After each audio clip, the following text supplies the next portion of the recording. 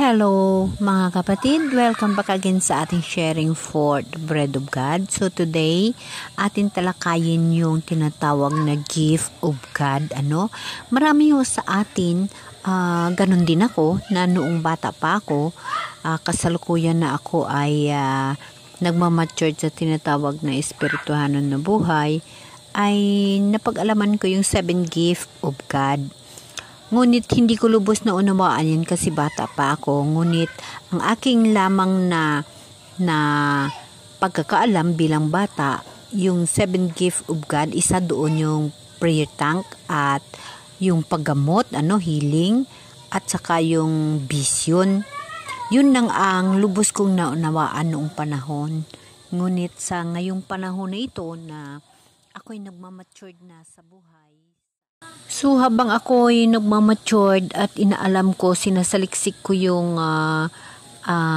Biblia, yung mga scripture ng ating mahal na Diyos, yung kanyang mga habilin, yung lahat ng mga nakatalata, pinag-aaralan ko, lalong-lalo na ito yung gift of God dahil na tinitiyak ko sa sarili ko na maging tama ang daan ko at maging tama ang landas ko sa pag-share sa mga bagay-bagay. So, ang gift of God ay nababase ito sa tinatawag na regalo ng Espiritu Santo sa isang tao, At dito mo mababasihan ang katotohanan ng nilalakbay mo or yung daan na dinadaan mo patungo sa Espiritu Santo.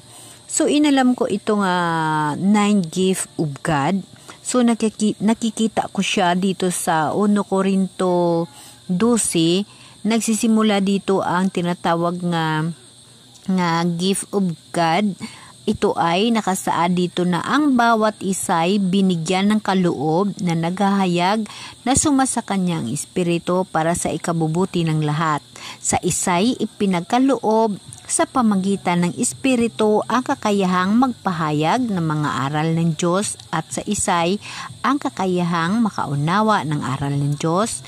Ang iisang espiritu ring iyon ang nagkaloob sa iba ng malaking pananalig sa Diyos at sa iba'y ang kapangyarihang magpagaling at sa mga may sakit may pinagkalooban ng kapangyarihan gumagawa ng mga kabalaghan, may pinagkalooban naman ng kahusayan sa pagpapahayag ng salita ng Diyos at may pinagkalooban din ng karangyahang makakilala kung aling kaloob ang mula sa espiritu at kung alin ang mula sa masamang espiritu. May pinagkalooban ng kakayahang magsalita ng iba't ibang wika at sa iba naman ang magpaliwanag niyon. Ngunit isa lamang ang espiritu ang gumagawa ng lahat na ito at mananalig ng iba't ibang kaloob ayon sa maibigan. Yes, totoo yun.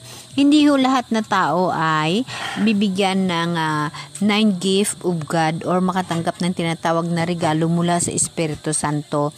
Ang tao na magkaroon nito ay tinatawag na mapalad siya. Kasi ang 9 gift of God, maibibigay ito sa tao na lubusang nanampalataya at natitiwala sa mahal na Diyos. So, ang salita ng karunungan or words of wisdom, ito yun ay ang kakayahang magbigay ng mga salita na may karunungan at pag-unawa sa mga bagay ng Diyos, So, speaking of gift of God, so bago ako mag-share lubusan sa inyo, unahin ko muna yung sa akin, tama? Gusto kong ipaalam sa inyo kung ano ang mayroon ako, kung bakit malakas ang loob ko sa pagbabahagi ng mga bagay na alam ko tungkol sa Diyos dahil lahat ho yan ay aking naranasan. So first, itong words of wisdom, ang kakayahang magbigay ng mga salita na may karunungan at pag-uunawa sa mga bagay ng Diyos.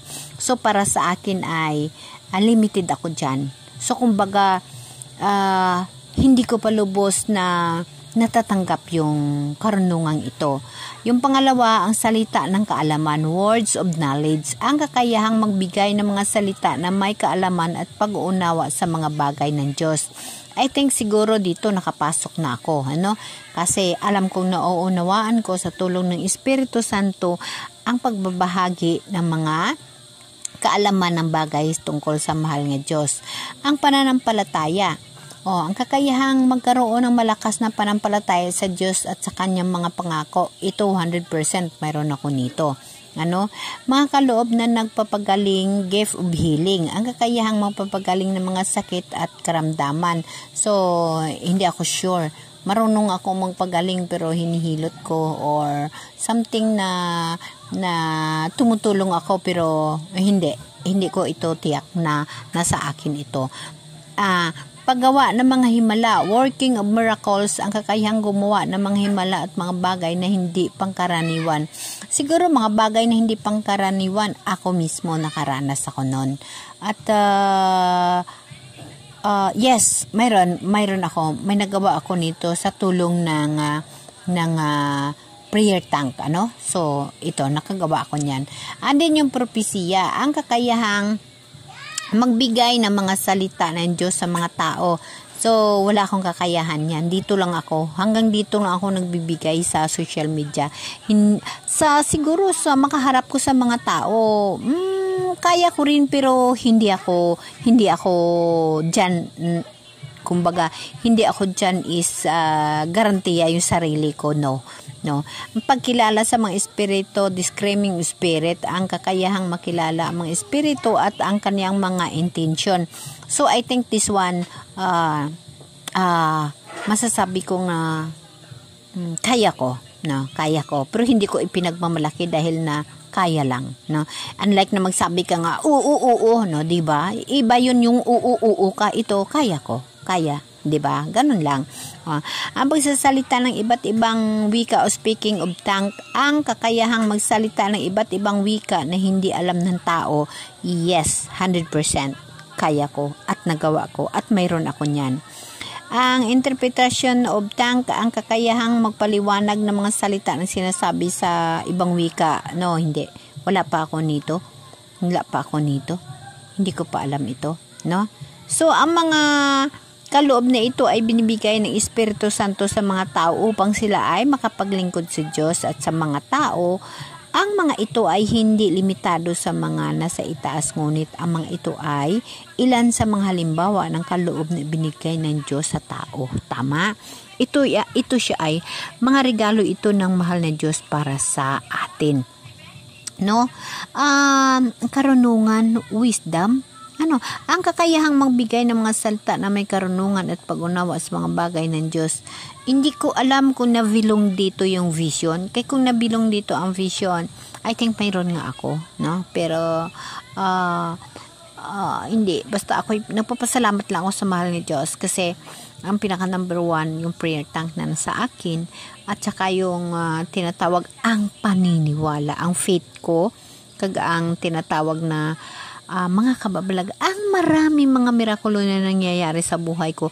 Isa ho yun sa gift of God na alam ko siya ang ulo ko at ako ang katawan.